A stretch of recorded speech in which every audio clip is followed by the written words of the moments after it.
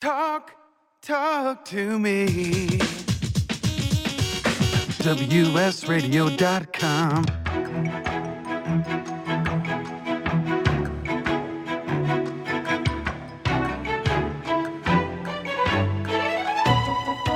The San Diego Council on Literacy brings you Literacy for All with your host, Jose Cruz. Welcome to the show. I'm Jose Cruz from the San Diego Council on Literacy. You're listening to the Literacy for All radio show on WS Radio. And man, do we have a guest today, the Word Man from San Diego, known everywhere. Welcome to the show, my friend, our friend, Richard Lederer. Richard, welcome. Well, I don't know that I'm known everywhere, but I am a household name in my own household. That I can guarantee you. I have a feeling that's just the first time I'm going to laugh today. Oh, my God. Anyway, it's so good to have you with us, and we're going to spend the next 4 segments with you and just to chat about, goodness, I know a bit of your story, Richard. I've bought a number of your books. I love them. One of the best things I've ever read, The Miracle of Language, is something that's just if you love words and you love reading and you like the history of words and just fun stuff. I mean, it's there. You did a great job with that. But how many books have you written? Well, I'm embarrassed to say, actually, I'm not. I'm working on my 51st one now. You know, what happened a little while ago is my wife, the phone rang, and my wife answered it, and somebody said, "Is Richard Lederer there?" And she said, "Yes, he is. May I speak to him?" Well, he's writing a book, and the person said, "That's okay. I'll just hang on here until he finishes it." Oh, boy. That's funny. I wish I could. I'm 50 behind you, Richard. In fact, I'm 50 and a half behind you. And so it just speaks to your passion for the language, and such. I've always wanted to know just a bit more about your background, your beginnings. Where were you born?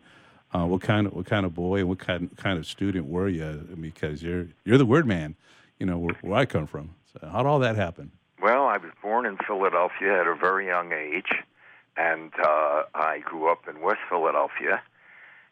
Went to West Philly High, Sayre Junior High, and the word thing just started knocking. I was editor of my junior high school literary magazine, my high school newspaper, and that's one of the American ways of learning how to write. You have it with Stephen Crane, Mark Twain, Ernest Hemingway, and a bunch of others, and just got more and more word-struck. I was the kind of kid who, when I saw a butterfly flitting around, said, "Ooh, a butterfly will flutter by." It's kind of a Spoonerism or reversal. When I got older and better at it, I would say, "Ooh, a dragonfly will drink its flagon dry." It's just the way I see words, and it was there pretty early. But I went off at a bit of a different path, in part because born into an immigrant family with high expectations for their youngest. So I went from West Philadelphia High School to Haverford College, big jump, thanks to SAT scores. And I was moving toward being a chemistry major and a doctor. But I just found that although I was okay at the math and the science, I completed all my requirements by the end of my sophomore year. It just didn't feel like me. I was reading the chemistry books formulae for their literary value. Something was wrong. So just in time, I took a course in Renaissance literature, English lit, and was just blown away by it. And it wasn't just Shakespeare. It was Sidney and Spencer and all those other names. And I became an English major just in time, and the words just knocked me over, the language. So just in time, I started on the path of learning why I was put on this planet. What you want to do, and you have done it, Jose, is, and you can talk about it maybe in your 40th book, but because they're in there, man, Yeah. But you want to blow up the distance between who you are and what you do. And then you have infinite energy. Often a lot of productivity goes with it. So graduating from Haverford College in 1959, just had my 60th reunion gasp. My 60th, Jose, and I will tell you. Were you there? Oh, definitely. I go to every one of those. Absolutely. And I have to tell you, though, my classmates who were in their early 80s, as am I, they had grown so old they didn't even recognize me. Joke. But all right, I got you. Okay. I'm waiting for my partner here. So at any rate, but yeah, I mean, the older you get, the more important friends are, as well as family. But friends become increasingly important. Sure. The Irish blessing, Jose. There are good ships, and there are wood ships, the ships that sail the sea. But the best ships are friendships. May they always be. And so may they always be. In fact, we're speaking now right after I've had a luncheon with a group that I'm with, and I have a number of those, a writer's luncheon, this and that. So at any rate, I went to Harvard Law School. I was a year before Janet Reno, the, of course, Attorney General for Bill Clinton. And in those days, we didn't have a lot of women at Harvard Law School. But I was class of 62, she of 63. But I left after the first year because I was reading the cases for their literary value. Some of them weren't bad, most of them, meh. So then I left because the language kept calling. So I switched to the ed school and got a master's in English and education. And that felt closer, and I went up to St. Paul's School in Concord, New Hampshire, south central New Hampshire, so about 77 miles north of Cambridge, Mass., where Harvard is, and spent 27 excellent years teaching English, ultimately head of the English department, coaching because I'd done a lot of sports in college. So I coached at various times football, basketball, and tennis. Okay. The sports really have grounded me. I got 10 letters in sports at Haverford, Division III. And also, so the kind of, boarding schools, this is the archetypal church boarding school, Episcopal. And the children you teach in the morning, often in a case you coach in the afternoon, you advise their clubs. I was advisor to the school newspaper and was the advisor to the international debating team. And in the evening, you supervise their going to bed because it's a boarding school where everybody lives, including my 3 children, although obviously I had a home near the campus or on campus. But you are there to participate fully in their lives and your teachership. So that was 27 years. And let me ask you, Richard, as an English teacher back then, were you already doing the things that you've been doing, let's say, since I've known you? And I think we met somewhere near the late 1980s. Were you already doing these kinds of things? And when did you write your first book? Well, first of all, congratulations on these kinds rather than these kind, which almost everybody says, but not Jose Cruz. Yes, because after all, kinds is plural, so these is the demonstrative adjective plural. I know that was going on in your head as you said it. So good question, and actually I'm honored that you think you knew me before I came to San Diego. Simone and I came to San Diego in January of '97. What? And it felt like home the minute we set foot here, and happened to be the perfect place for us. First of all, the weather in New Hampshire, the average temperature, Jose, taking every rolling second from winter nights to summer days, 39. That's the whole year, because even in the summer you could get near freezing nights at night. So 39 came out here 67 if you take every rolling second. Yeah. So I gained 28 degrees, and I don't easily get warm, but I get cold pretty easily. Also, I happen to play tennis. That's one of the sports I did and Lederer did. And, of course, the scene here is just terrific. And some of the best old men in the world in tennis are living here and playing. But the other thing is not just the weather, but the climate for somebody like me, meaning what I had to offer in terms of this slightly ethnic fellow from back east who just is word-struck, word-besotted, word-bethumped, wordaholic. And so within a year, KPBS paired Charles Harrington Elster and me on A Way with Words. And I want to come back to that, Richard. I'm cutting you off because we're about 30 seconds away from break. And so I want to understand, am I right? I want to understand how A Way with Words came to be, because somebody saw your talent or knew your history. You come to San Diego, and then this happens. And then just, what you did with that, and then why you moved on from it.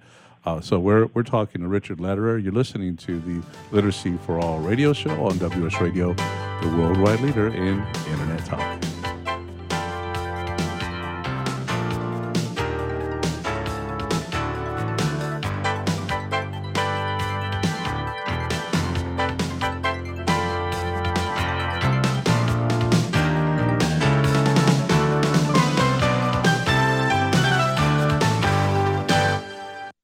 Take your smartphone almost everywhere you go. Now WSRadio.com can be there too. Search WS Radio in the Play Store for your Android devices or iTunes for Apple, and download the WS Radio application. WSRadio.com, on your phone and in your ear everywhere you go. Download the WS Radio application. Do it now. It's very easy. WSRadio.com. Looking to be a successful entrepreneur? The virtual assistant industry continues to be a top choice for those looking to start their own business. The problem can be how to become a virtual assistant. Many turn to the Bible of the VA industry, the book Virtual Assistant, the series, and it's the perfect guide for office managers, executive assistants, and other administrative professionals looking to make the transition from employee to successful business owner. Go to vatheseries.com to get your copy today. Small businesses are the lifeblood of America's economy. Every Thursday, SBA Radio interviews industry professionals and is dedicated to provide small businesses with timely insights and innovations. Visit www.sbaradio.us for details. Homeless veterans and their families are suffering and need our support, but many won't ask or don't know that help is within reach. Veterans Community Services is here to help. Amazingly, about 35% of the homeless in our neighborhoods are veterans with families. Low-income veterans or their friends are encouraged to contact Veterans Community Services and reach out for help with housing and other services. Call now, 800-974-9909. I raised $8,000 to build schools for South African children. After realizing how many people go hungry in San Diego, I now volunteer at a food pantry. I'm spending the next year doing volunteer projects across 3 countries and helping in ways they designate to be the most helpful. The World Link program at the Joan B. Kroc Institute for Peace and Justice recognizes the potential of youth as agents of social change. Learn how you can help youth become a generation of leaders in action at peace.sandiego.edu. Can you imagine a world without children? A world where children don't play, or dream, or imagine? At St. Jude Children's Research Hospital, we're working every day to find cures for diseases that strike down children, because we can't imagine a world without children. Can you? Finding cures, saving children. St. Jude Children's Research Hospital. To learn how you can help, log on to our website, stjude.org. Donate cash, furniture, clothes, and other gently used household items to Father Joe's Villages and get a nice tax break in April. Every donation is tax deductible. Believe you can make a difference. Be Father Joe. Go to neighborhood.org or call 1-800-HOMELESS to donate today. Talk to me. WSRadio.com.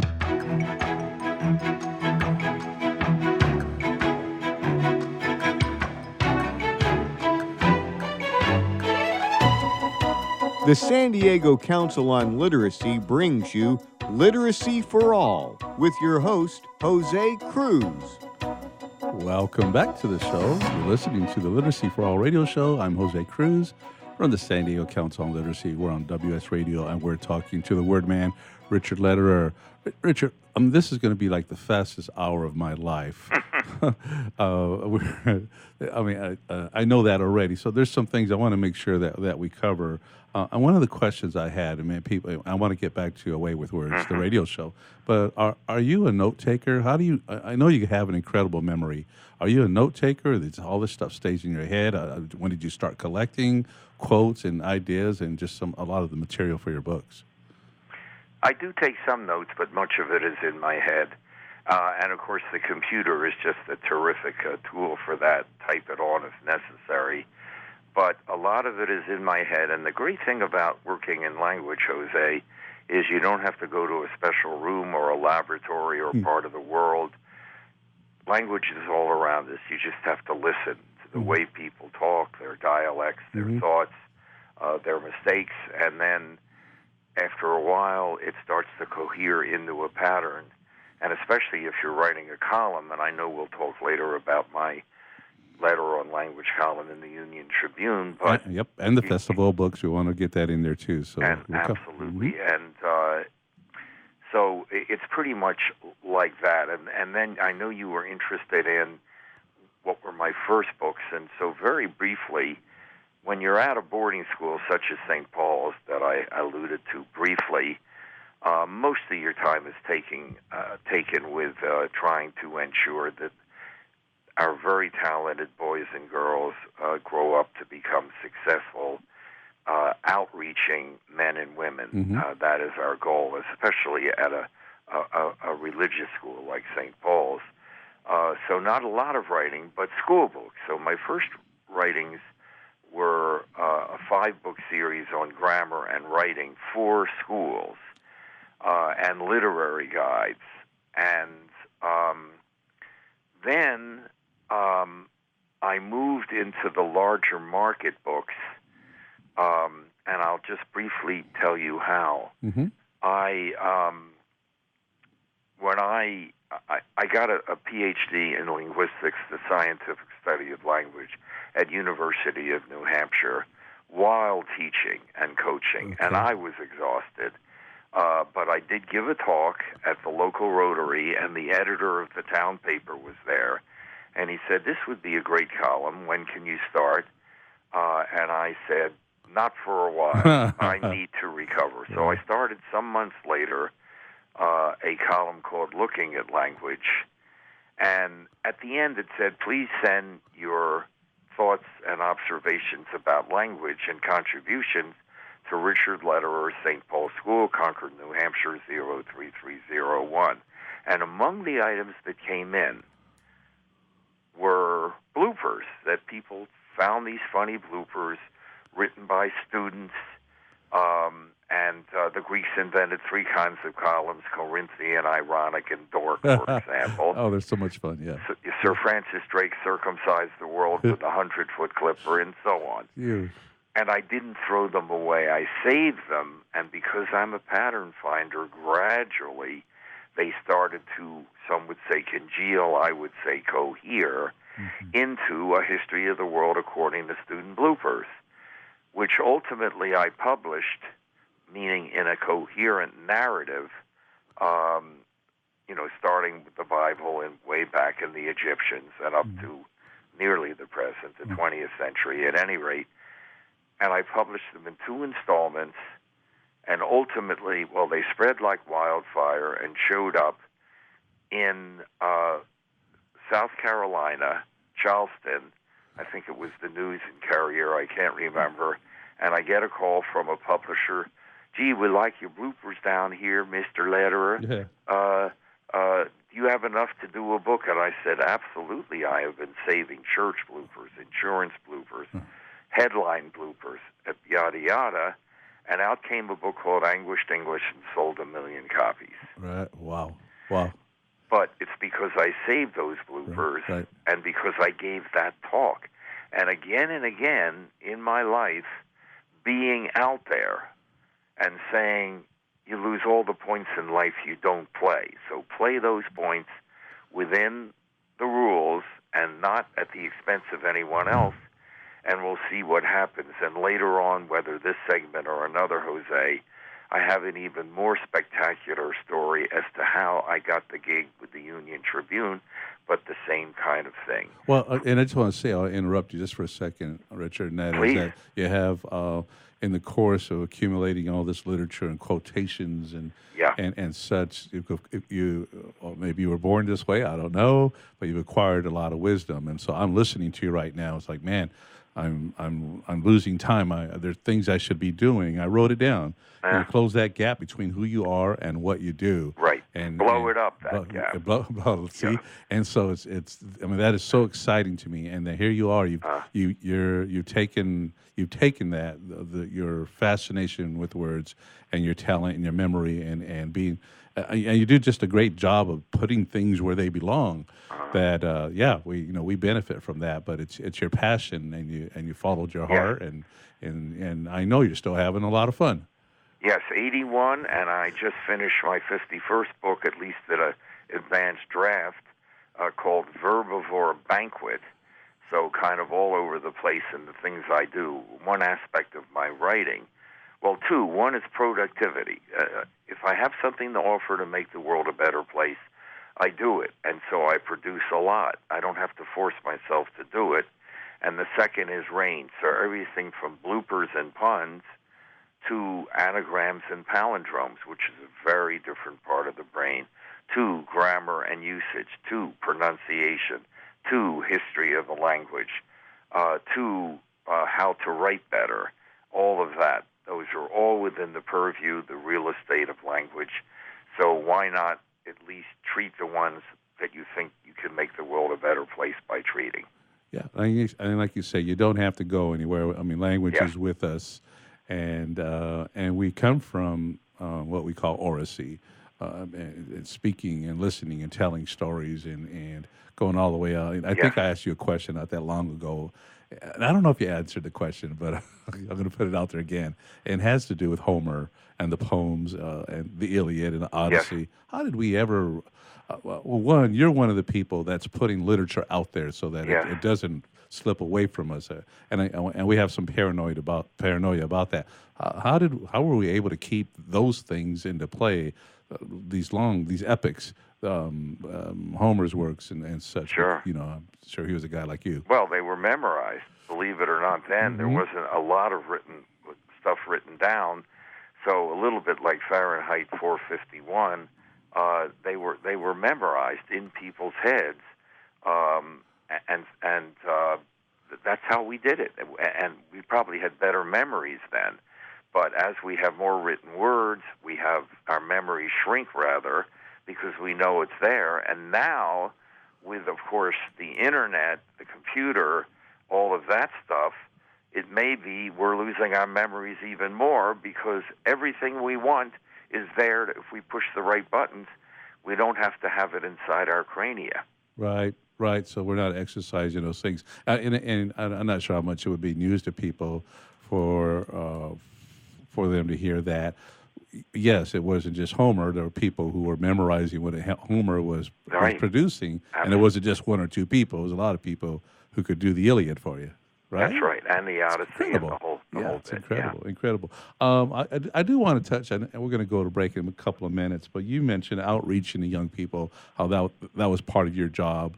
And getting them to be outreachers so that they knew language and such. And you kind of talked about it a little bit right now with the technology. Are we losing them a little bit? Are we losing our edge in terms of preparing them for the world where they are outreachers? Because, we talk about the anxiety that comes from too much exposure to the computers and such. I'm not an expert in that, but I will give you two brief answers. The first is, Socrates did not write things down. He had Plato to do that. So, and what he said is the invention of the alphabet will dull men's minds and destroy their memory. He was concerned about the new medium of the alphabet. Well, we know the alphabet has extended us and our humanness, but we tend to distrust the media coming up.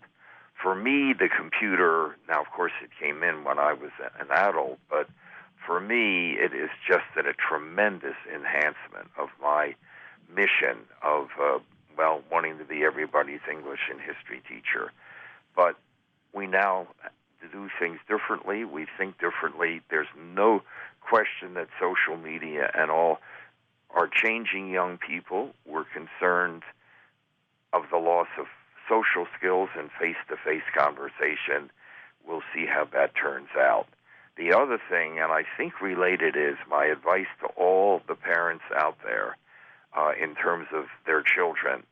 The studies increasingly show that the development of the brain and literacy, it's early on. You speak to your child before the child can speak. You don't wait till the child can speak. Right. And the sheer number of words spoken to a child will make a lot of difference, literally, in brain development Very of course, verbal skill. Yeah. And Rich, we're going to come. I'm going to cut you off just because we're going to go to break. Okay. I want to pick up on that a little bit. I want to talk about Shakespeare because I know you love him. I do too. My pleasure. And we'll be back with Richard Lederer on the Literacy for All radio show on WS Radio, the worldwide leader in Internet talk.